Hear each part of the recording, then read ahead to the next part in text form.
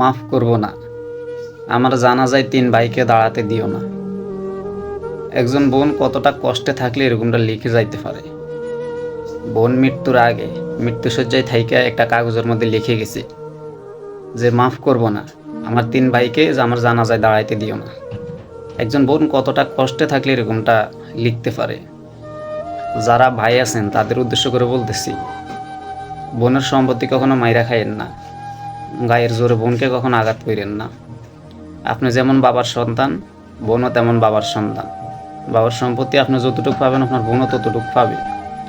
দয়া করে তাদের হক নষ্ট করবেন না, তাদের সম্পত্তি মাইরা খাইয়েন না। দুনিয়াটা কয় দিনের, কয় বছর বা বাঁচবেন? 50 থেকে 70 বছর। কিন্তু পরের জীবনটা বছরের পর বছর, যেটার কোনো হিসাব নাই, কোনো শেষ নাই। বোনদের সম্পত্তি মারার আগে দয়া করে একটু পরের কালের কথাটাও একটু হিসাব করেন, মাথায় নিয়েন।